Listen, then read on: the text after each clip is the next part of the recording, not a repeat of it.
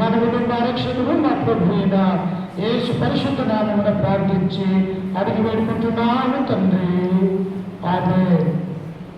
క్రీస్తునందు ప్రేమైనటువంటి ఈ ప్రభుత్వాల వచ్చిన సకల పరిశుద్ధులకు చిన్న బిడ్డలకుని కావలస్తులకు మన రక్షకుడు ప్రభు అయినటువంటి యేసు క్రీస్తునామన మీ అందరికీ వందనాలు తెలియజేస్తూ ఉన్నాను.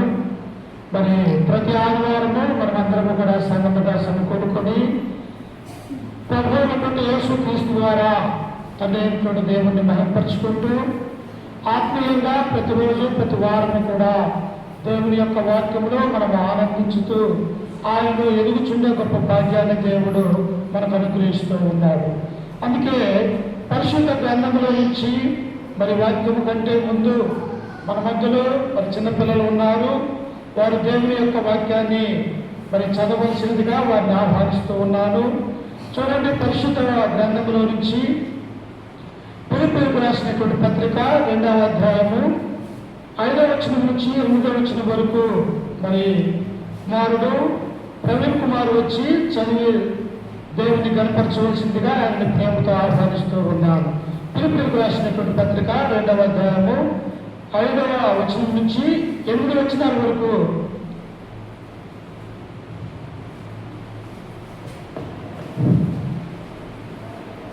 క్రీస్తు యేసును కలిగిన ఈ మనస్సు మీరును కలిగి ఉండి ఆయన దేవుని స్వరూపంలో కలిగిన వాడై ఉండి దేవునితో సమానముగా ఉండుట విడిచిపెట్టకూడని భాగ్యమని ఎంచుకొనలేదు గాని మనుష్యుల పోలికగా పుట్టి దాసుని స్వరూపమును ధరించుకొని తన్ను తానే రిక్తినిగా చేసుకొనిను.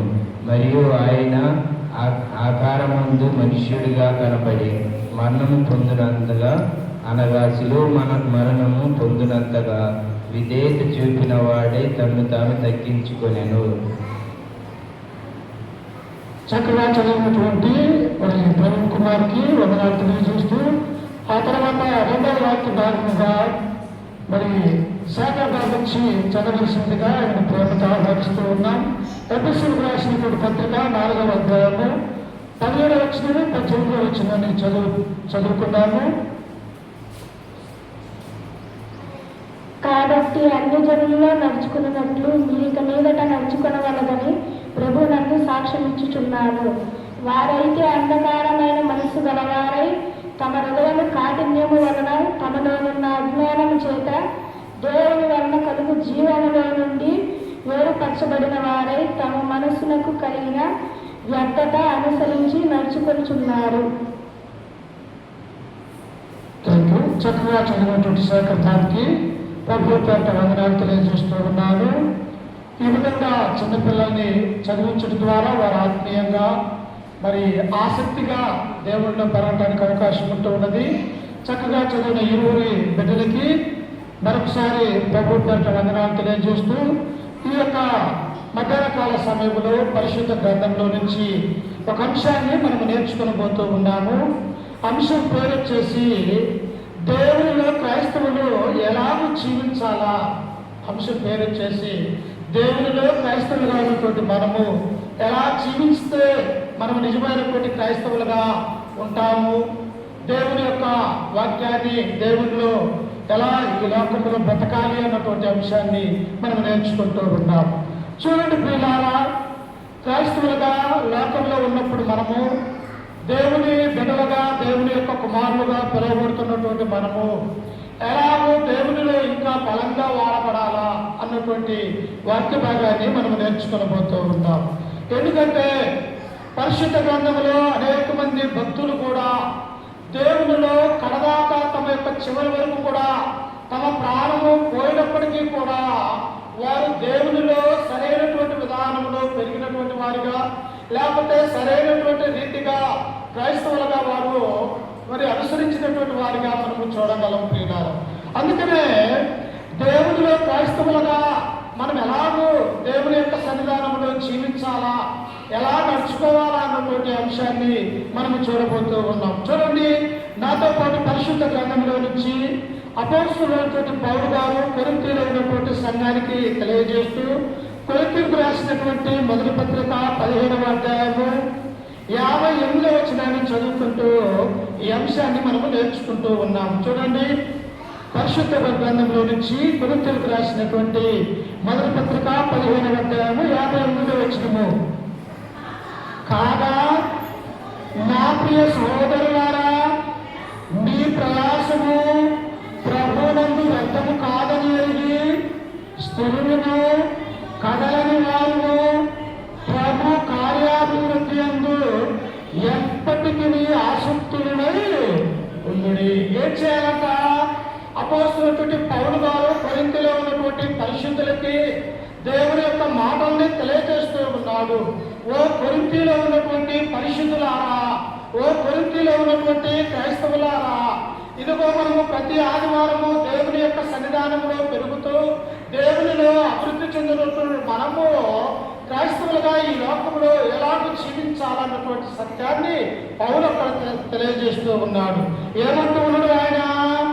నీ ప్రయాసము ప్రభువునందు వ్యర్థము కాదని ఎరిగి. నిజంగా క్రైస్తవులకు కొన్ని శ్రమలనే వస్తాయి ప్రియులారా. క్రైస్తవులుగా ఉన్నటువంటి మనకు అనేకమైనటువంటి సైతాను యొక్క శోధనలనేవి వస్తాయి అన్నటువంటి సత్యాన్ని కూడా పౌలు ఇక్కడ మనకు తెలియజేస్తూ ఉన్నాడు. అందుకనే కింద వచనంలో మనము చదువుకుంటే, ప్రభువునందు వ్యర్థము కాదని ఎరిగి స్థిరులను కదలని వారును. ఎలా ఉండాలంట? స్థిరమైనటువంటి మనస్తత్వం కలిగి ఉండాలా. ఈనాడు ఏం చేస్తాము? యొక్క కుటుంబంలో కానీ మనకు కానీ వ్యక్తిగతంగా ఏదైనా బాధ, ఏదైనా శ్రమ వచ్చినప్పుడు మనము దేవునిలో నుండి దూరమైపోయే వారిగా మనం ఉంటూ ఉన్నాం. ఎందుకు అంటే మనము మానవులము కనుక ఈ లోకంలో ఏదైనా బాధ శ్రమ కాగానే ఏం దేవుళ్ళు అని చెప్పేసి మనము పడిపోవడానికి అవకాశం ఉన్నదని అపోస్తలుడైనటువంటి పౌలు గారే కొరింథీలో ఉన్నటువంటి ఆ సంఘానికి తెలియజేస్తూ ఉన్నాడు. కాబట్టి క్రైస్తవులు ఎలా ఉండాలా? దేవునిలో స్థిరమైనటువంటి మనస్సు కలిగి ఉండాలా. అనగా ఎన్ని కష్ట నష్టాలు వచ్చినా మానవుని యొక్క జీవితంలో ఎన్ని బాధలు, ఇరుకు ఇబ్బందులు వచ్చినప్పటికీ కూడా ఒక చెట్టు ఎలాగైతే తన ఆధీనంలో ఉండి దినదినము పెరుగుతూ ఉంటూ ఉన్నదో అలాగనే క్రైస్తవ యొక్క జీవితం కూడా స్థిరమైనటువంటి మనస్సు కలిగి ఉండాలి. స్థిరం లేకపోతే దేవుని యొక్క మందిరానికి రాలేము. స్థిరం లేకపోతే యొక్క మనస్సు, ఈ యొక్క ఆలోచన స్థిరముగా ఉండకపోతే మనం ఏమైపోతాము? సాతానులో పడిపోవడానికి అవకాశం ఉన్నది. కనుక ఈ కొరింథీలో ఉన్నటువంటి పరిశుద్ధులకి పౌలు తన యొక్క మాటల ద్వారా దేవుని యొక్క వాక్యాన్ని తెలియజేస్తూ ఉన్నాడు. ఈనాడు నీవు నేను కూడా ప్రియులారా, క్రైస్తవులుగా ఉన్నటువంటి మనము దేవునిలో ప్రతి నిత్యము కూడా అభివృద్ధి చెందేవారిగా ఉండాలా. నా దేవుడు నాకున్నాడు, నాకు ఏ సమస్య వచ్చినా, ఏ బాధ వచ్చినా కానీ నా యొక్క దేవుడు నా యొక్క సమస్యను తీర్చగలడు అని మనం స్థిరమైనటువంటి మనస్సును, ఆలోచనలు కలిగి ఉండాలి. అందుకని చూడండి, కింద వచ్చిన లెక్క ఏమంటున్నాడు చూడండి. అక్కడే స్థిరులను కదలని వారును ప్రభు కార్యాభివృద్ధి యందు ఎప్పటికీ ఆసక్తులై ఉండాలా. ఆసక్తి ఉండాలా. ఒక విద్యార్థి ఉన్నాడు, స్కూల్కి వెళ్తూ ఉన్నాడు.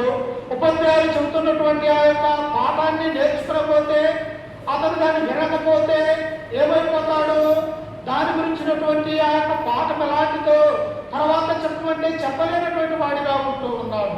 అలాగనే క్రైస్తవులు కూడా దేవుని యొక్క సన్నిధానంలో జీవిస్తూ ఉన్నప్పుడు, దేవునిలో పెరుగుతూ ఉన్నప్పుడు మనం ఏం చేయాలా?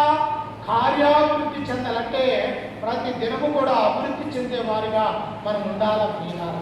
అందుకనే పౌలు అనేక విషయాలలో కూడా, అయ్యా మనమందరం కూడా ఈ లోకంలో శ్రమలను అనుభవిస్తాం, బాధలను అనుభవిస్తాం, కానీ మన యొక్క జీవితం ఎలా ఉండాలా? స్థిరమైనటువంటి మనస్సు, స్థిరమైనటువంటి పునాది కలిగినటువంటి వారిగా ఈ లోకంలో ఆ యొక్క క్రైస్తవులుగా ఉన్నటువంటి మీరు అభివృద్ధి చెందే వారిగా ఉండాలని ఈ యొక్క మాటలు మనకు తెలియజేస్తూ ఉన్నాడు. అందుకనే ఇంకా మనం చదువుకుంటున్నట్టయితే చూడండి, అక్కడే ఉంటుంది. ఒకసారి చూడండి, కొరింథీయులకు రాసినటువంటి మొదటి పత్రిక 16వ అధ్యాయము 13వ వచనాన్ని చదువుకుంటే అక్కడే ఉంటూ ఉన్నది. చూడండి ఒకసారి. మెలకువగా ఉండుడి, విశ్వాసమందు నిలకడగా ఉండుడి, పౌరుషము గలవారై ఉండుడి, బలవంతులై ఉండుడి, మీరు చేయు కార్యములన్నీ మెలకువగా ఉండాలి ప్రియులారా. మెలకువగా లేకపోతే మరి మెలకువ కలిగి లేకపోతే మనము పడిపోవడానికి అవకాశం ఉంటూ ఉన్నది. అందుకనే ప్రభు గెత్సేమనేటువంటి తోటలోనికి వెళ్ళి దేవునికి ప్రార్థన చేస్తూ ఉన్నప్పుడు వారు నిద్ర భారము చేత ఆయన యొక్క శిష్యులు ఏమైపోతూ ఉన్నారంట, ఆయన మరణాలు చూసేసరికి ఆయన యొక్క శిష్యులు నిద్రపోతూ ఉన్నారు ప్రియులారా. ఆయన ఏమన్నాడు, అయ్యా నేను ఎలాగైతే ప్రార్థన చేయడానికి వెళ్తూ ఉన్నానో మీరు మెలకువగా ఉండి మీరు ప్రార్థన చేయండి. మీరు శోధనలో పడకుండా దేవుడి నుండి దూరం అయిపోకుండా మీరు కూడా ప్రార్థన చేయమని ప్రభువు వారికి సెలవిస్తే వారు ఏమైపోతూ ఉన్నారంటే ప్రభువు అక్కడికి వెళ్ళి ప్రార్థన చేసి మరలా వచ్చేసరికి నిద్రపోతూ ఉన్నారు. ఈనాడు కూడా మనం ఏం చేస్తాము, మందిరానికి వెళ్ళే సమయంలో పని పాటలతో ఉంటాము. అలాగే దేవుణ్ణి ఆరాధించే విషయంలో ఆరాధన చేయకుండా మనం ఏమైపోతాము, నిద్రపోయే వారిగా ఉంటూ ఉన్నాం.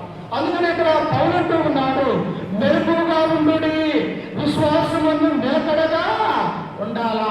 మెలకువ కలిగి ఉండాలా. అలాగనే విశ్వాసంలో మనం ఏం చేయాలా, నిలకడ కలిగి ఉండాలి.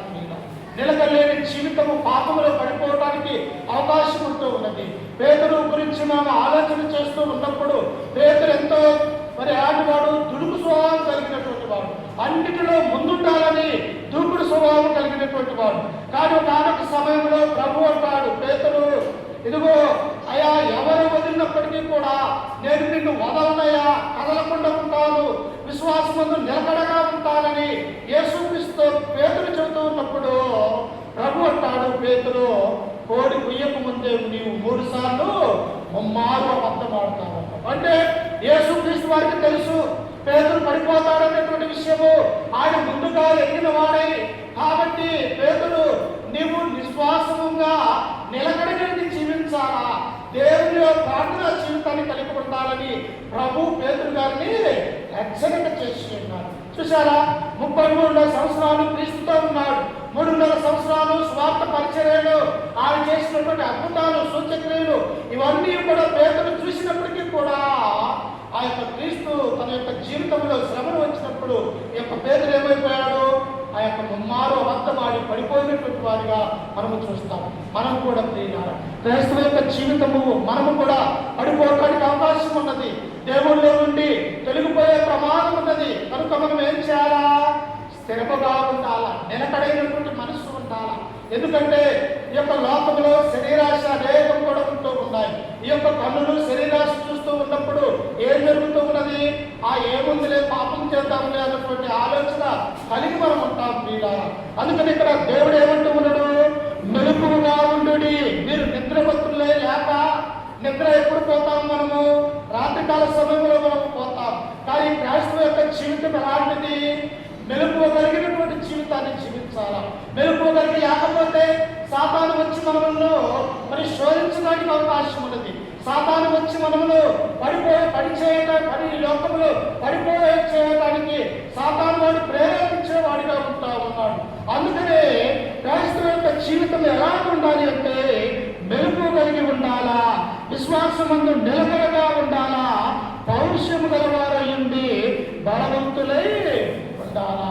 క్రైస్తవ యొక్క జీవితము బలవంతులుగా ఉండాలంటే మనము బలహీనులకు ప్రతిసారి కూడా మనం భయపడుతూ ఉంటాం, బలహీనపడుతూ ఉంటాం. కానీ ఎప్పుడు మనం బలవంతులు అవుతాము, దేవునిలో ఉన్నప్పుడు, దేవునిలో ఎదుగుతూ ఉన్నప్పుడు, దేవునిలో అభివృద్ధి చెందుతూ ఉన్నప్పుడు, ఆయన మనము ప్రార్థనా జీవితాన్ని కలిగి ఉన్నప్పుడు, ఆయన యొక్క వాక్యములో మనం ఎదుగుతూ ఉన్నప్పుడు, ప్రతి ఆదివారం దేవుని యొక్క సన్నిధానంలో ఆయన యొక్క ఆరాధన మనము పొందుతూ ఉన్నప్పుడు ఈ లోకంలో మనం బలవంతులు అవుతామన్నటువంటి సత్యాన్ని ఇక్కడ మనము చూస్తూ ఉన్నాం. అందుకనే మొదటిగా స్థిరముగా ఉండాలి అని దేవుని యొక్క వాక్యము మనము సెలవిస్తూ ఉన్నది. దేవునిలో క్రైస్తవులు ఎదగాలంటే మనం ఏం చేయాలంట, వాక్యములో స్థిరముగా ఉండాలా, విశ్వాసములో నిలకడగా ఉండాలా. అలాగనే ఏం చేయాలి, మనం అక్కడ ఉంటున్నది మెరుగుగా ఉండి ప్రార్థన చేయాలా. బలవంతులుగా ఉండాలి అంటే దేవునిలో మనము ప్రతినిత్యం కూడా పెరిగే వారిగా ఉండాలన్నటువంటి సత్యాన్ని ఇక్కడ మనము చూస్తూ ఉన్నాం. రెండోదిగా మనము గమనించితే చూడండి, యోహాను రాసినటువంటి యోహాను సువార్త 8వ అధ్యాయము 31వ వచనాన్ని మనము చదువుకుందాం. చూడండి ఒకసారి, యోహాను సువార్త 8వ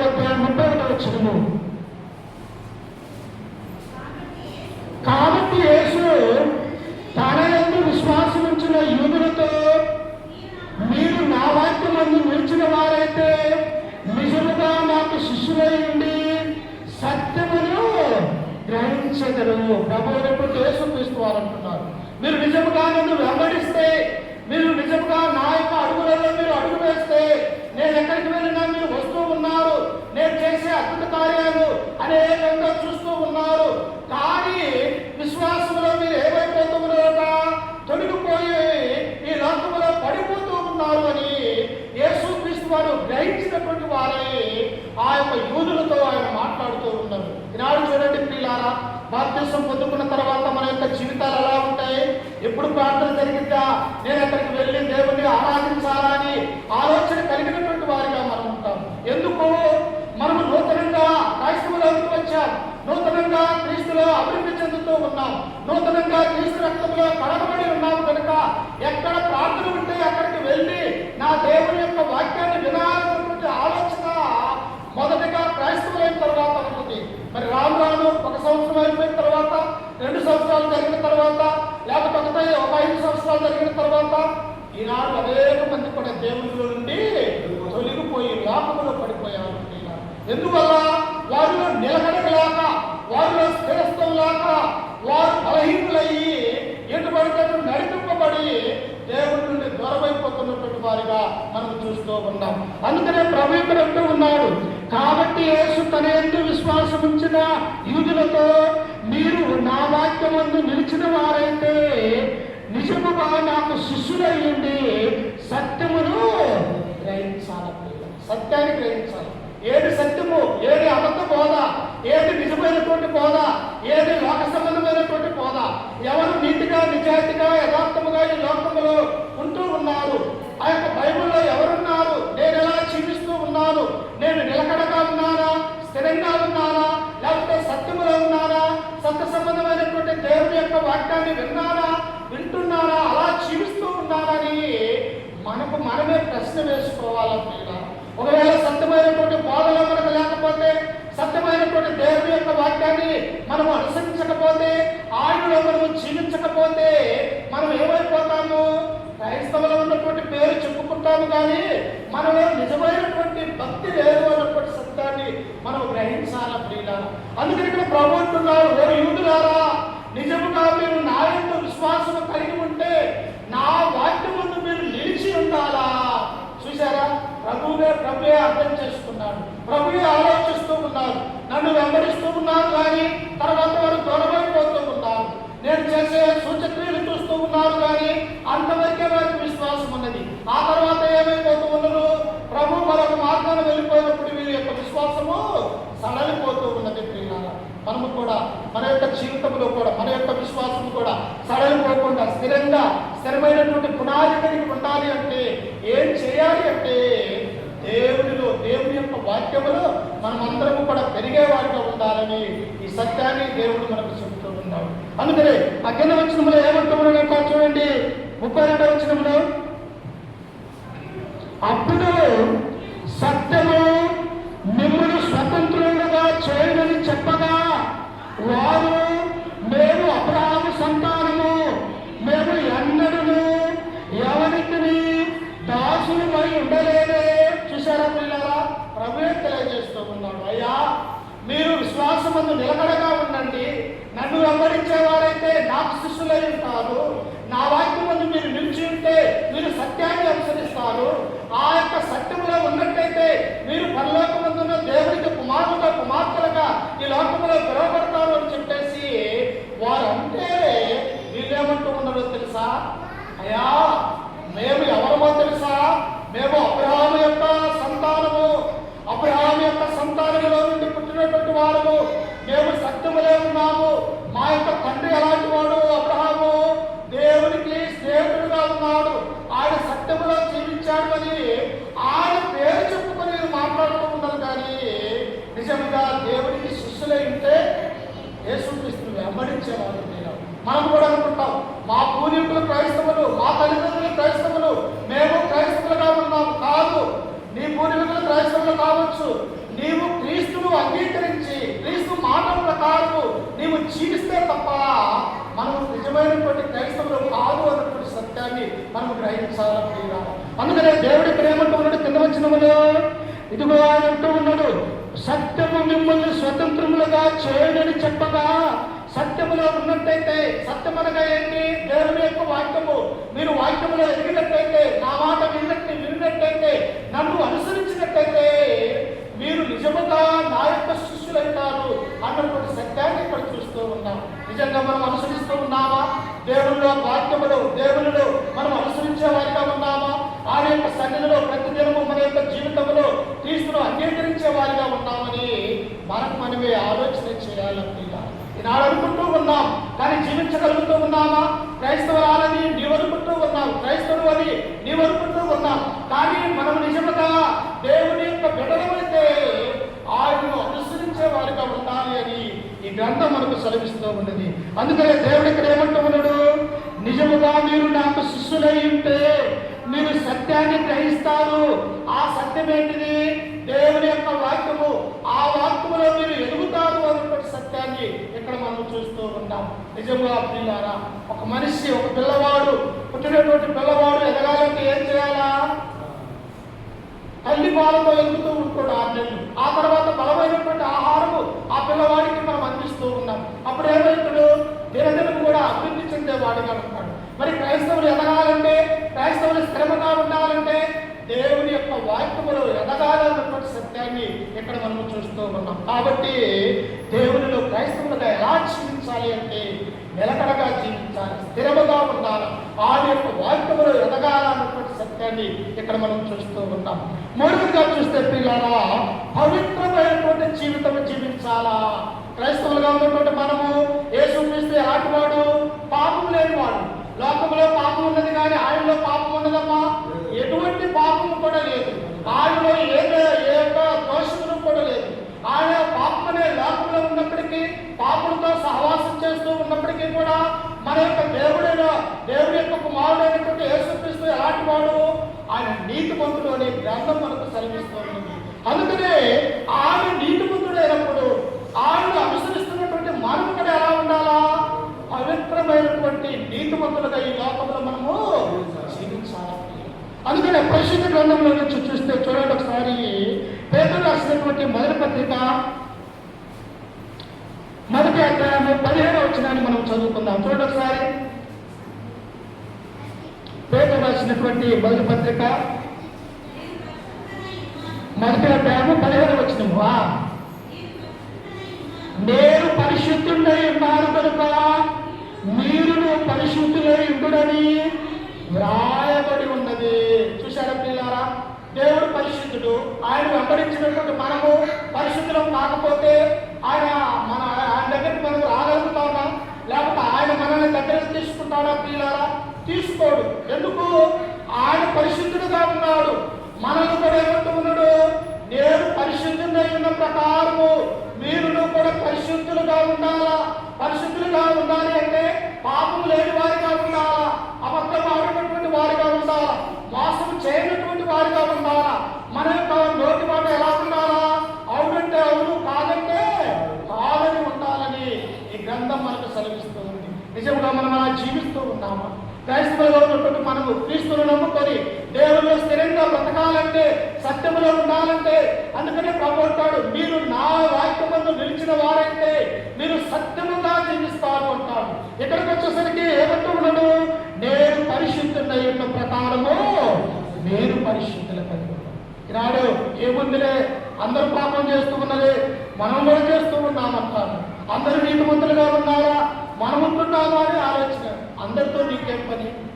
ఎందుకంటే అనేక మంది కూడా లోకంలో ఉండి దూరమైపోయారు దేవుని ప్రియులను. కొన్ని వేల మంది, లక్షల మంది దేవుని వెంబడించారు, కానీ చివరికి వచ్చేసరికి శిలువ మరణం పొందుతున్నప్పుడు ఎంతమంది ఉన్నారు? కొద్ది మంది మాత్రమే ఆయన శ్రమలలో పాల్గొన్నట్టుగా మనం చూస్తాం. అందుకనే ఆ యొక్క మత్తయి సువార్త 7వ అధ్యాయం 20వ వచనంలో మనం చదువుకుంటే, ప్రభువా ప్రభువా అని పిలిచి ప్రతివాడు పరలోక రాజ్యములో చేరడు, కానీ నా తండ్రి చిత్త ప్రకారము చేయవాడు. అంటే దేవుడికి ఒక చిత్తం ఉన్నది, దేవుడికి ఒక సంకల్పం ఉన్నది. అందుకనే దేవుడి యొక్క మాటను మనం వినాలా. ఆయనలో ఎదగాలంటే ఆయన మనం విశ్వాసం కలిగి ఉండాలా, స్థిరమైనటువంటి విశ్వాసం ఉండాలా, అలాగనే నిలకడమైనటువంటి విశ్వాసం కలిగి ఉండాలా. అందుకనే పేతురు అక్కడ ఉన్నటువంటి వాటిలో అంటూ ఉన్నాడు, నేను పరిశుద్ధుడై ఉన్న ప్రకారము మీరును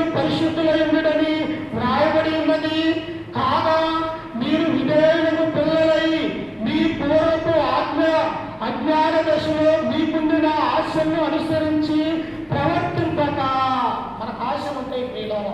లోకంలో ఉన్నాము కదా, లోకంలో ఎవరున్నారు? సాతాను వాడు ఉన్నాడు. లోకంలో సాతాను వాడు మానవులు ఏం చేస్తాడు? ప్రేరేపిస్తాడు, పాపం చేయటానికి దారి చూపిస్తే వాడిగా ఉంటూ ఉన్నాడు. అందుకనే ఇక్కడ పౌలు అంటున్నాడు, మీకున్న అజ్ఞాన దశలు, మీకున్నటువంటి అవివేకమైనటువంటి మాటలు, మీకున్నటువంటి అలాంటి ప్రవర్తనను మీరు తీసివేసి, మన దేవుడు పరిశుద్ధిగా ఉన్నాడు, మనము అలాంటి జీవితము జీవించాలి. ఈనాడు క్రైస్తవుల పేరు చెప్పుకొని అనేకమైనటువంటి పాపాలు, అనేకమైనటువంటి అబద్ధాలు, అనేకమైనటువంటి మోసాలు ఈ లోకంలో మనం చేస్తున్నప్పుడు నిజమైనటువంటి క్రైస్తవులుగా ఎలా ఉంటాము? దేవుడు ఎలా మనల్ని తన దగ్గరికి పిలుచుకుంటాడు? ఎలా నా కుమారుడు, నువ్వు నా కుమార్తెని ఎలా మనకు చెప్పగలడు ప్రియులారా? ఎందుకంటే మన దేవుడు పరిశుద్ధుడై ఉన్నాడు కనుక మనము కూడా పరిశుద్ధమైనటువంటి ప్రవర్తన కలిగి ఉండాలి. అలా ప్రవర్తన కలిగి లేకపోతే మనం ఈ లోకంలో క్రైస్తవులుగా నిలవబడుతున్నటువంటి సత్యాన్ని కూడా మనకు దేవుని యొక్క గ్రంథం మనకు సెలవిస్తూ ఉన్నది. అందుకని ఇంకా చూడండి, తెస్సలోనికీయులకు రాసినటువంటి మొదటి పత్రిక 4వ అధ్యాయము ఒకసారి చూడండి. పౌలు తెస్సలోనికీయులలో రాసినటువంటి ఆ సంఘానికి తెలియజేస్తూ ఉన్నాడు. 4వ అధ్యాయము 3వ వచనాన్ని చదువుకుందాం. 4:3 మీరు పరిశుద్ధులొకటే, అనగా మీరు చారత్వమునకు దూరముగా ఉండుటే దేవుని యొక్క చిత్తము. చూశారా ప్రియులారా? పౌలంటూ ఉన్నాడు, ఓ తెస్సలోనికీయులలో ఉన్నటువంటి సంఘమా, మీరు ఎక్కడి నుంచి ఎక్కడికి వచ్చారు? మీరు పూర్వము అజ్ఞాన దశలో ఉన్నారు, దేవుడంటే తెలియనటువంటి వారిగా ఉన్నారు, మీరు విగ్రహారాధికులుగా ఉన్నారు, సత్య సంబంధమైనటువంటి వాక్యము మీకు తెలియనటువంటి వారిగా ఉన్నారు. కానీ మీరు వాక్యము తెలుసుకొని యేసుక్రీస్తును సొంత రక్షకుడిగా అంగీకరించి మీరు మారు మనసు పొంది దేవుళ్ళని వచ్చిన తర్వాత మీరు ఎలా ఉండాలో తెలుసా? మీరు పరిశుద్ధులొకటే దేవుని యొక్క చిత్తము. మన యొక్క కుమారుడు, మన యొక్క కుమార్తె ఎలా ఉండాలనుకుంటాము? మనవలే ఉండాలనుకుంటాము, మనవలే నీతిగా నిజాయితీగా ఉండాలనుకుంటాము. ఇదిగో లోకంలో ఉన్నటువంటి వ్యసన పరులుగా ఉండకూడదు అనుకుంటాము. వారు ఏ తాగుబోతుగానో తిరుగుబోతుగానో ఉండకూడదని మనం ఎలాగైతే కోరుకుంటామో ఇలాగా, మరి మనల్ని కన్నటువంటి తండ్రి మన గురించి అలా ఆలోచన చేయడం. అందుకని ఇక్కడ అంటూ ఉన్నాడు, ఏమంటూ ఉన్నాడు? మీరు పరిశుద్ధులొకటే, అనగా మీరు చారత్వమునకు దూరముగా ఉండుటే దేవుని చిత్తము. దేవుని సంకల్పం ఏమిటో తెలుసా? దేవుడు ఎలాగైతే ఆయన పాపము లేని వాడుగా ఉన్నాడు, ఆయన వెంబడించే మనము కూడా ఎలా ఉండాలా? ఆయనలో ఉండాలని దేవుడు కోరుకుంటూ ఉన్నాడు. ఇంకా మనం కింద వచ్చిన కూడా చదువుకుంటే చూడండి, మీలో ప్రతివాడును దేవుని ఎరుగని అండజనుల వలె కామాభిష రాశియందు కాక పరిశుద్ధత యందును ఘనత యందును తన ఘటమును ఎట్లు కాపాడుకునేవలను అది ఎరిగి ఉంటే దేవుని చిత్తము. ఏం చేయాలో తెలుసా? మనలో ఆత్మ ఉన్నప్పటికీ కూడా, మనలో క్రైస్తవులుగా పిలువబడుతున్నప్పటికీ కూడా ఈ శరీరం అనేది ఎలాంటిది? శరీరం కోరికలు కలిగినటువంటిది, అంటే ఆశ కలిగి ఉన్నది. ఇదిగో వారు మంచి బట్టలు కట్టుకున్నారు, మనము మంచి బట్టలు కట్టుకోవాలా? ఇదిగో వాళ్ళు మంచి ఆహారం తింటున్నారు, మనము మంచి ఆహారం తింటున్నాము. అంటే ఎలాంటిది? శరీరం అనేది కోరికలతో ఉంటూ ఉన్నది. అందుకని ఇక్కడ ఏమంటూ ఉన్నాడు దేవుడు? నీకున్నటువంటి ఆ కోరికలను చంపుకోవాలా? ఆ కోరికలు ఎవరు కలిగిస్తారు? సాతాను కలిగిస్తుంది అన్నటువంటి సత్యాన్ని మనం గ్రహించాలి ప్రియులారా. అందుకని ఒకసారి చూడండి, యోహాను రాసినటువంటి మొదటి పత్రిక 2వ అధ్యాయము ఒకసారి చూడండి. ఆ యొక్క శరీరానికి సంబంధించినటువంటి విషయాలు అక్కడ తెలియజేస్తూ ఉన్నాడు. ఒకసారి యోహాను రాసినటువంటి మొదటి పత్రిక 2వ అధ్యాయము 16వ వచనాన్ని చదువుకుందాం. లోకములో ఉన్నదంతయు, అనగా శరీరాశయు, నేత్రాశయు, జీవపు డంబమును తండ్రి వలన పుట్టినవి. నీ కోరికలు ఉన్నట్టయితే, నువ్వు పాపం చేయాలని ఆలోచన కలిగినట్టయితే, పాపంలో నువ్వు అబద్ధముతో మోసముతో ఈ లోకంలో నడుస్తూ ఉన్నట్టయితే, అవి ఎవరి యొక్క ఉద్దేశాలు? దేవుని యొక్క ఉద్దేశాలు కాదు, అవి సాతాను యొక్క ఉద్దేశాలు, సాతాను యొక్క ఆలోచనలు అన్నటువంటి సత్యాన్ని ఇక్కడ యోహాను మనకు తెలియజేస్తూ ఉన్నాడు. అందుకనే మనం ఏం చేయాలంట? లోకంలో ఉన్నదంతయు కూడా శరీర ఆశలతో జీవిస్తూ ఉన్నది. అవ్వ ఏదైనా ఏం చేసినది? దేవుని యొక్క మాట వినక, దేవుని యొక్క ఆజ్ఞను గైకొనక, దేవుని యొక్క చిత్తాన్ని తెలుసుకొనక ఇదిగో చూడటానికి రమ్యముగా అందముగా ఉన్నటువంటి ఆ పండును తినాలని ఏం చేసిందంట? తన హృదయంలో ఆశ కలిగి ఉంటూ ఉన్నది ప్రియులారా. అందుకనే మనం చిన్నప్పుడు మేము చదువుకున్నటువంటి పాఠంలో ఏమంటుందో తెలుసా? ఆశ దురాశ దుఃఖానికి చేస్తుంది. అంటే ఆశ ఉండొచ్చు, ప్రతి వారికి ఆశ ఉంటుంది, కానీ దురాశ ఏం చేస్తుంది?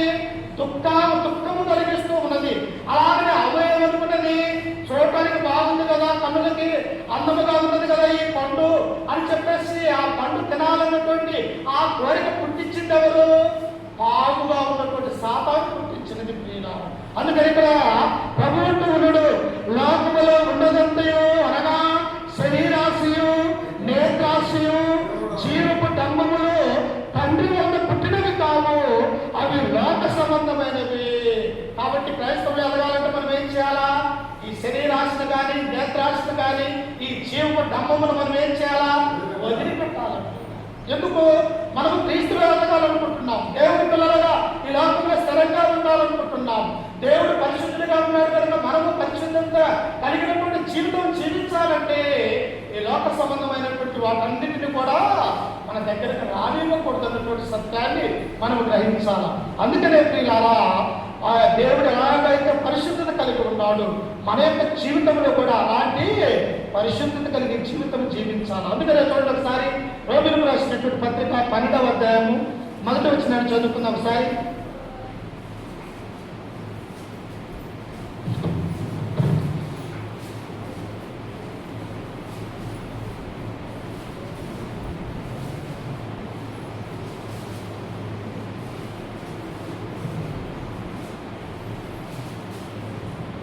రోమిలకు రాసినటువంటి పత్రిక 12వ అధ్యాయం 1వ వచనం.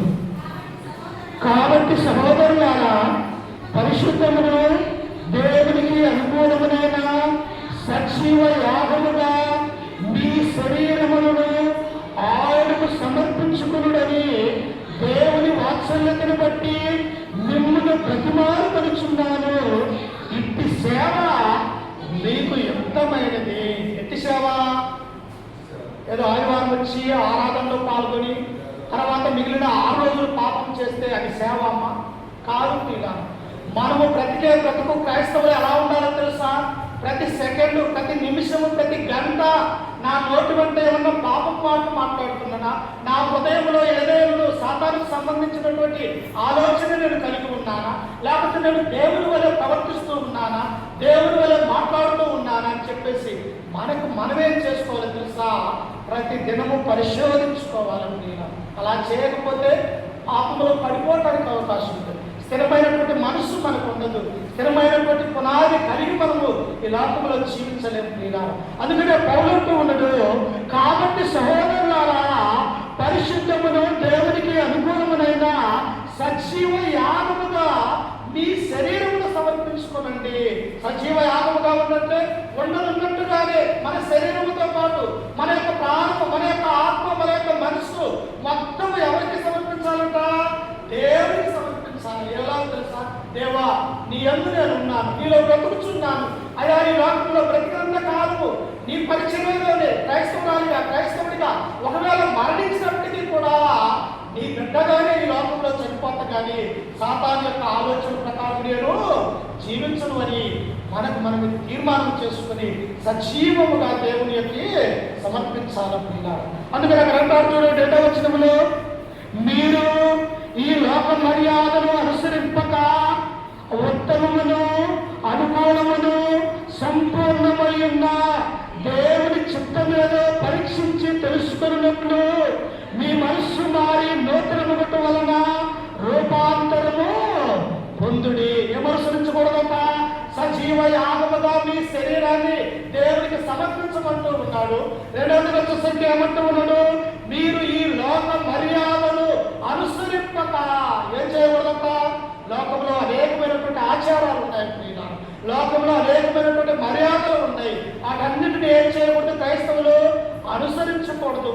అనుసరిస్తే మన నిజమైనటువంటి క్రైస్తవులు కాదు, దేవుని యొక్క బిడ్డలుగా పిలువబడలేరు, దేవుని యొక్క పరిశుద్ధులుగా ఈ లోకంలో దేవుడు మనల్ని ఆశీర్వదించడానికి అవకాశం లేదు ప్రియులారా. ఎందుకంటే ఎవరు కూడా 2 పడవల మీద ప్రయాణము చేస్తారమ్మా? ఒక పడవ మీద ప్రయాణం చేస్తే గమ్యం చేరుకుంటాం. అదే 2 పడవల మీద ప్రయాణం చేస్తే దాని మీద కాలు దీని మీద కాలు ఉంచితే మధ్యలో పడిపోవడానికి అవకాశం ఉంటుంది. అందుకనే దేవుడు అంటూ ఉన్నాడు, ఈ లోక మర్యాదను అనుసరింపక ఉత్తమము అనుకూలమును దేవుడి యొక్క చిత్తం ఏమిటో తెలుసుకొని దాని ప్రకారం ప్రవర్తించండి అని చెప్పేసి దేవుడు కోరుకుంటూ ఉన్నాడు. ఈనాడు అలా ఉన్నామో మనం ప్రియులారా? ఎందుకంటే తరము వెంబడి తరము గతించిపోతూ ఉన్నది, సంవత్సరాలు గతించిపోతూ ఉన్నది. మానవుల్లో మాత్రం మారు మనసు కలిగి లేకుండా జీవిస్తూ ఉంటారు. అందుకనే ఈ విషయమై దేవుడు ఎంతో బాధపడినటువంటి సందర్భాన్ని ఒకసారి చూద్దాం. చూడండి, మత్తయి సువార్త 11వ అధ్యాయము. ఆయన ఎంత బాధపడ్డాడు. ఎన్నిసార్లు నేను బోధించినా, ఎన్నిసార్లు చెప్పినా ఎందుకు ఈ జనులు మారు మనసు కలిగి నన్ను వెంబడించలేకపోతూ ఉన్నారు, ఎందుకు నీతి నిజాయితీగా ఈ లోకంలో ఉండలేకపోతూ ఉన్నారని ఆయన బాధపడి ఏడ్చిన సందర్భాలు ఎన్నో ఉన్నాయి. చూడండి ఒకసారి మత్తయి సువార్త 11వ అధ్యాయము 20వ వచనాన్ని మనం చదువుకుందాం. ఒకసారి చూడండి. పిమ్మట ఏ పట్టణములలో ఆయన విస్తారమైన అద్భుతములు చేసినో ఆ పట్టణముల వారు మారు మనసు పొందకపోవడం వలన ఆయన వారినిట్లు గద్దింపసాగను. యేసుక్రీస్తు ప్రకటిస్తేనే మారు మనసు పొందట్లేదంట. చూశారా? ఆయన పరలోక రాజ్యంలో దేవుడి సింహాసనం మీద కూర్చోండి పరిశుద్ధుడు పరిశుద్ధుడు అని దేవదూతల ద్వారా ఆయన స్తుతి గానములు యాగములు కలుగుతున్నటువంటి ఆ పరలోక రాజ్యాన్ని వదిలి ఒక మానవుడిగా ఈ లోకానికి వచ్చి 33 సంవత్సరాలు జీవిస్తే ఆయన మానవుడు కలిగినటువంటి ఈ జనులను మనం చూస్తూ ఉన్నాం. చూశారా ప్రియులారా? యేసుక్రీస్తు మాట వినకపోతే అసలు రక్షణ ఉన్నదా? యేసుక్రీస్తు ఎందుకు మనం నడవకపోతే ఆ పరలోక రాజ్యం అనే మార్గం ఉన్నదా? కానీ యేసుక్రీస్తు బోధించినప్పటికీ కూడా ఆయన మాటలు విని కూడా మారు మనసు పొందనటువంటి ఒక జనాభం ఇక్కడ ఉన్నట్టుగా మనం చూస్తూ ఉంటాం. అందుకనే ప్రభు ఇక్కడ అంటూ ఉన్నాడు, పిమ్మట ఏ పట్టణములలో ఆయన విస్తారమైన అద్భుతములు చేసెను. ఎలాంటి అద్భుతాలు ఆయన చేసినది మనకు చేయలేదమ్మా? ఈనాడు నీకు మంచి ఆరోగ్యాన్ని అనుగ్రహించినాడంటే అది నీ జీవితంలో అద్భుతము కాదా? నీకు మంచి కుమార్తెను అనుగ్రహించినాడంటే నీ జీవితంలో దేవుడు చేసినటువంటి మేలు కాదా? లేకపోతే నువ్వు నివసించడానికి మంచి గృహాన్ని ఉండటానికి మంచి ఈ భూమిని ఆకాశాన్ని సూర్య చంద్ర నక్షత్రాన్ని దేవుడు తన కృప ద్వారా మానవాళికి ఇచ్చినాడంటే అది దేవుడు చేసిన అద్భుతాలు ఆశ్చర్యాలు కావాలా? అందుకని ఇక్కడ ప్రభు అంటూ ఉన్నాడు, ఆయన ఏ పట్టణాలలో విస్తారమైన అద్భుతాలు చేశాడంట ప్రియులారా. ఒక అద్భుతము కాదు, 2 అద్భుతాలు కాదు. ఆయన చేసిన అద్భుతాలు ఆ యోహాను గారు అంటారు 20వ అధ్యాయంలో ఆయన చేసిన అద్భుతాలు సూచక్రాలు ఒకవేళ నేను కలం బట్టి రాస్తే ఈ భూలోకం సరిపోయినటువంటి అద్భుతాలు క్రీస్తు మన యొక్క జీవితాలలో చేశాడు. కానీ వాటిని అనుభవిస్తాము, కానీ ఏం చేస్తాము? దేవుడిని మర్చిపోయే వారిగా మనం ఉంటూ ఉంటాం. అందుకనే ఆయన ఏమంటూ ఉన్నట్టు వారిని గురించి చూడండి 21వ వచనములో, అయ్యో కొరాజీనా, అయ్యో బెత్సాయిదా, మీ మధ్యన చేయబడిన అద్భుతములు తూరు సీదోను పట్టణములో చేయబడిన పక్షమున ఆ పట్టణముల వారు పూర్వమే గోడ పట్ట కట్టుకొని బూరె వేసుకొని మారు మనస్సు పొంది ఉండును. ఏ పట్టణాలలో చేస్తాడు ప్రభు? కొరాజీనా పట్టణములు, బెత్సాయిదా అనేటువంటి పట్టణములు, ఆ కపెర్నహూము చుట్టుపక్కల ఉన్నటువంటి ఆ పట్టణాలలో ఆయన అనేక అద్భుతాలు చేసినప్పటికీ కూడా ఆ పట్టణపు వారు మారు మనస్సు పొందలేకపోతున్నారు. ఈనాడు కూడా ప్రియులారా, దేవుడి కార్యాలు చూస్తా, దేవుడి కార్యాలను అనుభవిస్తా, దేవుడిలో మనం ఉంటా, ఆయన ఎందుకు మనం మారు మనసు కలిగి లేకపోతే ఆయన మన మీద కోప్పడే వారిగా ఉంటూ ఉన్నారు. ఆయన కోప్పడితే మనం బ్రతకగలమా? ఆయన మన మీద ఏదైనా చేయగలిగితే ఒక్క క్షణమైన ఈ లోకంలో మనము జీవించలేము ప్రియులారా. ఇంకా మనం బ్రతుకున్నామంటే ఆయన చూపించినటువంటి ఉచితమైనటువంటి కృపే. అప్పుడు ప్రభు అంటూ ఉన్నాడు, అయ్యో కొరాజీనా, అయ్యో బెత్సాయిదా, మీ మధ్య చేసిన ఈ అద్భుతాలు పూర్వకాలములే అన్యదేశములైనటువంటి తూరు సీదోనులో నేను ఆ యొక్క అద్భుతాలు చేసిన పూర్వకాలమే వారు గోడ పట్ట కట్టుకొని బోర్డలో కూర్చొని మారు మనసు పొందుతారు కదా, అనవసరంగా మీ మధ్య నేను అద్భుతాలు సూచక్రియలు నేను చేశాను అని చెప్పేసి ప్రభు బాధపడుతూ ఉన్నాడు. అందుకనే దేవుడు అంటున్నాడు, ప్రభు మనస్సు ఎరిగి ఎవరైతే ప్రవర్తిస్తారో వారు బహుగా దీవించి మనం ఎవరి మనసు కలిగి ఉండాలా? యేసు క్రీస్తు యొక్క మనస్సు కలిగి ఉండాలి. నా దేవుణ్ణి నేను ఎలా సంతోషపరుస్తున్నా, నా దేవుడిలో నేను ఎలా జీవిస్తూ ఉన్నానని ప్రతి దినము కూడా మనము ఆలోచన కలిగి వారిగా ఉండాలి. అలా ఉండకపోతే మనం ఈ లోకంలో నిజమైనటువంటి క్రైస్తవులము కాదు అన్నటువంటి సత్యాన్ని కూడా ఈ గ్రంథం మనకు సెలవిస్తూ ఉంది. అందుకనే దేవుళ్ళు ఎదగాలంటే మనం ఏం చేయాలా? మనము స్థిరముగా ఉండాలా, మెలకువగలిగి ఉండాలా, దేవుని యొక్క వాక్యములో ఎదగాల, అలాగనే పవిత్రమైనటువంటి జీవితాన్ని జీవించాలా. మనకు కొన్నిసార్లు శోధనలు వస్తాయి. ఆ శోధనలలో కూడా మనం ఎలా ఉండాలా? బలముగా స్థిరమైనటువంటి వారిగా ఉండాలి. ఏముకొచ్చిన శోధనలు సామాన్యమైనటువంటి కాదు. మనకు దాంట్లో కొంత కూడా మనకు శోధనలు రాలి. ఏముకొచ్చినటువంటి శోధనలు ఎలాంటి? ఒళ్ళంతా కురుపులతో నిండి ఉన్నాడు. ఎక్కడ చూసినా కూడా శరీరం అనేది సరిగా లేనటువంటి వాడిగా ఉంటూ ఉన్నాడు. అలాగనే ఆయన పుట్టిన కుమారులు చచ్చిపోయారు, ఆయనతో పుట్టినటువంటి కుమారులు చనిపోయారు. ఆ తర్వాత ఉన్నటువంటి ఆస్తి ఐశ్వర్యము అన్నీ కూడా కోల్పోయారు. చివరికి ఏది కూడా తన యొక్క జీవితంలో లేదు. అప్పుడు ఒక పక్క పిల్లలు చనిపోయారు, ఒక పక్క ఆస్తి ఐశ్వర్యం పోయింది, ఒక పక్క ఆయన బాగున్నాడంటే ఆయన కూడా ఒంటి నిండా కురుపులతో ఉండి బోరులో కూర్చొని చిల్లపెంకులు తీసుకొని ఆ యొక్క కురుపులు ఆ చిలకు తట్టుకోలేక ఆ యొక్క చిల్లపెంకులతో గీరుకునేవాడిగా ఉంటూ ఉన్నాడు. ఎంత అవస్థ ఒకసారి చూడండి ప్రియుల. మన యొక్క శరీరంలో చిన్న గాయమైతే లేకపోతే చిన్న పుండు పుడితేనే మనం అల్లాడిపోయేవాడిగా ఉంటూ ఉన్నాం. కానీ ఏబు శోధన ఎలాంటిది? ఏబు జీవితంలో ఎంత బాధ ఉంటుంటుంది. తన శరీరం అంతా కురుపులతో నిండినటువంటి వారిని ఎక్కడ ఉంచుతారు? ఊరి బయట కుష్ఠరోగులు కానీ కురుపులతో ఉన్నటువంటి అనారోగ్యం కలిగినటువంటి వారిని ఊరి బయట ఉంచేవారిగా ఉంటూ ఉన్నాం. చివరికి తను చేసుకున్నటువంటి ఆ భార్య కూడా వచ్చి, అయ్యా ఇంకా నువ్వు యెహోవా దేవుడని నీవు అంటున్నావు, ఆయనను దూషించి మరణము కారాలని తన చావుకు భార్య కోరుకున్నట్టుగా మనం చూస్తాం. కానీ ఏమో కదిలాడమ్మా, స్థిరమైనటువంటి మనసు ఉన్నదానికి, స్థిరమైనటువంటి ఆ పునాది ఆయనకి తెలుసు. ఇదిగో భౌతిక సంబంధమైనటువంటి ఈ కురుపులు వచ్చి నేను చనిపోయినా ఆ పరలోక రాజ్యంలో దేవుడితో ఉండే గొప్ప భాగ్యాన్ని నేను వదులుకోను అని చెప్పేసి ఆయన స్థిరంగా ఉన్నట్టుగా చూస్తూ ఉంటాం. మనము కూడా ప్రియుల స్థిరమైనటువంటి మనసు లేకపోతే మనం పడిపోవడానికి అవకాశం అనేది ఉన్నది. అనేక మంది పడిపోయారు, దేవుని వెంబడించినటువంటి వారు చాలా మంది పడిపోయారు. అందుకనే తిమోతి రాసినటువంటి 2వ పత్రిక 4వ అధ్యాయము 10వ వచనంలో మనం చదువుకుంటే, దేవ ఇహలోకమును స్నేహించి నన్ను విడిచి తెస్సలోనికి వెళ్ళిపోయాను. దేవాలటువంటి యవనస్తుడు ఏమైపోయాడు? లోకాన్ని ప్రేమించాడు, లోకంలో ఉన్న శరీరాన్ని తన శరీరాన్ని ప్రేమించుకున్నాడు, లోక ఆశలను ప్రేమించాడు. దేవుని యొక్క సువార్తను ప్రకటించక పౌలు గారిని వదిలివేసి లోకంలో కలిసిపోయినటువంటి వారిగా దేవుని మనం చూస్తాం. వీళ్ళారా మన యొక్క జీవితంలో కూడా మనం నిజమైన క్రైస్తవులుగా ఉన్నామని మనం అనుకుంటున్నాము. కానీ స్థిరంగా ఉన్నామా, బలంగా ఉన్నామా, దేవుడిలో మెలకువగలిగి ఉన్నామని మనం ఆలోచన కలిగి ఉన్నాం. మనం స్థిరంగా ఉంటే శోధనలు వచ్చినా మనం తట్టుకుంటాం. ఎందుకు? మనం నమ్ముకున్నటువంటి దేవుడు ఆయన అన్నీ కూడా ఇవ్వగలిగినటువంటి దేవుడు, అన్ని తీసివేయగల సమర్థుడు. నీ అనారోగ్యాన్ని, నీ బాధన, లేకపోతే నీకు వచ్చినటువంటి శోధన, అవన్నీ కూడా దేవుడి మీద ఒకసారి ఏంటి ఎలా ఉంటుందో ఒకసారి చూడండి. ఫిలిప్పీయులకు రాసినటువంటి పత్రిక అదేమంటూ ఉన్నాడో, ఫిలిప్పీయులకు రాసినటువంటి పత్రిక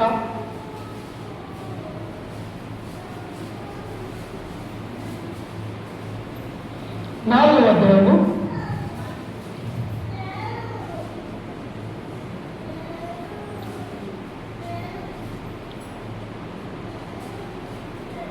4వ అధ్యాయము 6వ వచనం చదువుకుందాం. దేని గురించి చింతపడకుడు కానీ ప్రతి విషయంలోనూ ప్రార్థన విజ్ఞాపనల చేత కృతజ్ఞత పూర్వకముగా మీ విన్నపములను దేవునికి తెలియజేయండి. అమ్మా, మానవులు మన బాధలు చెబితే నవ్వుతారు పిల్ల. అప్పుడు ఎవరు వెళ్తారు? తక్కువ పోయి మన గురించి చెడ్డగా మాట్లాడుకునేవారు కాబట్టి. కానీ అదే దేవుడికి మన విన్నపాలు, మన యొక్క బాధలు, మన యొక్క వ్యాధులను తెలియజేసినట్టయితే, అందుకనే దేవుడు అంటాడు, అడుగుడి మీకు ఇవ్వబడును, వెదుకుడి తిరుగుదును, తట్టుడి. అంటే దేవుడిని అడగాలి. మానవులు మనకు ఎవరు కూడా సహాయం చేయరు, మానవుడు ఎవరు కూడా మన దగ్గరకు రానియరు ప్రియులారా. అందుకని ఇక్కడ ఏమంటూ ఉన్నాడు? దేని గురించి చింతపడకుడి కానీ ప్రతి ప్రతి విషయంలోనూ ప్రార్థన విజ్ఞాపనల చేత కృతజ్ఞత పూర్వకంగా మీ విన్నపములు దేవునికి తెలియజేయండి. అప్పుడు సమస్త జ్ఞానములకు మించిన దేవుని సమాధానమును యేసుక్రీస్తు వలన మీ హృదయములకును మీ తలంపులకును కావలి ఉండును. మనకున్నటువంటి బాధలు, మనకున్నటువంటి వ్యాధులు, ఏ సమస్య అయినా కానీ దేవుడికి తెలియజేస్తే మన దేవుడు తీర్చే దేవుడు ప్రియులారా. ఎందుకో తెలుసా, ఈ యొక్క బైబిల్లో అనేక మంది కూడా భక్తులు దేవుడిని వెంబడించి అనేక మేలును పొందినటువంటి వారిగా మనం చూస్తూ ఉన్నాం. చివరిగా ఒక మాట చదువుకుని మనం ముగించుకున్నాం ప్రియులారా. 1 గంటగా వస్తూ ఉన్నది. హెబ్రీయులకు రాసినటువంటి పత్రిక 10వ అధ్యాయము 36వ వచనాన్ని మనం చదువుకుందాం. ఒకసారి చూడండి.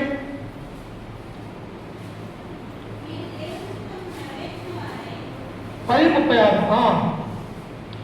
మీరు దేవుని చిత్తమును నెరవేర్చిన వారై వాగ్దానము పొందు నిమిత్తము మీకు ఓర్మి కలిగి ఉండుట అవసరమై ఉన్నది. ఏముండాలట? మనిషికి ఓర్పు ఉండాలా, సహనం ఉండాలా, ఎన్నో మాటలు పడాలా, మన క్రైస్తవులుగా ఎన్నో వేదనలు పడాలా, సాతాను శోధన పడాలా. వీటన్నిటిని మనం జయించాలంటే ఏం చేయాలా? ఓర్పు సహనము కలిగి ఉండాలా. ఏమన్నాడు? భార్య మాట విని దేవుడిని దూషిస్తే చనిపోతే మరలా దేవుడు కుమారులను గ్రహించేవాడా, మరలా కుమార్తెలను గ్రహించేవాడా, మరలా ఆయన యొక్క భూమిని, ఒంటెల్ని, గొర్రెల్ని ఇన్ని దేవుడు ఆశీర్వదించేవాడా పిల్లరా? అందుకనే క్రైస్తవ యొక్క జీవితం ఎలాంటిదో తెలుసా? ఓర్మి సహనము కలిగి ఉండాలి. యేసుక్రీస్తుకు వచ్చిన శ్రమలు సామాన్యమైన అనేక మంది హింసించారు, ఆయన బాధించారు, ఆయన మీద ముళ్ళ కిరీటం పెట్టారు. అయ్యా నాకు నీళ్లు ఎప్పుడైతున్నాయని చెప్పేసి వారిని అడిగితే వారు ఏమిచ్చారో తెలుసా? త్రాగలేనటువంటి ఒక చేతులు కలిపి చిరకలు ఆయనకు అందించినటువంటి వారిగా మనం చూస్తాం. కానీ ఇన్ని శ్రమలు, ఇన్ని బాధలు అనుభవిస్తున్నప్పటికీ కూడా ఎక్కడా కూడా తన యొక్క విశ్వాసాన్ని, తండ్రి మీద ఉన్నటువంటి ఆ విధేయతని ఆయన ఎక్కడా పోగొట్టుకోలేదు. మనము కూడా నిజమైనటువంటి క్రైస్తవులుగా దేవుళ్ళో ఎదగాలంటే మనం ఇవన్నీ కూడా ఉండాలి. మొదటిగా మనం ఏం నేర్చుకున్నాము? స్థిరముగా ఉండాలి. రెండవదిగా భయము కలిగి ఉండాలి. మూడవదిగా దేవుడి యొక్క వాక్యములో ఎదగాల.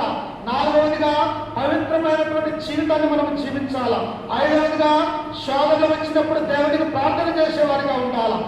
మరి ఆరవదిగా మనం చూస్తే ఓర్మి అనగా ఓర్పు, సహనాన్ని కలిగి మనం జీవించాలి. ఈ 6 మన యొక్క జీవితంలో ఉన్నట్టయితే మనకు దేవుడు ఆశీర్వదిస్తాడు. మనం ప్రతిరోజు ఇలాగనే అభివృద్ధి చెందేవారిగా దేవుడు ఉంటాడని చెప్పేసి ఈ వాక్యం ద్వారా మమ్మల్ని హెచ్చరిస్తూ, ఈ మాటలు నన్ను కూడా హెచ్చరిక చేసుకుంటూ ఓటుతాయని మీ అందరికీ మన రక్షకుడు ప్రభువైనటువంటి యేసుక్రీస్తు నామమున వందనాలు తెలియజేస్తూ ఈ వాక్యాన్ని ముగించుకుంటూ ఉన్నాను. చిన్న ప్రార్థన చేసుకునే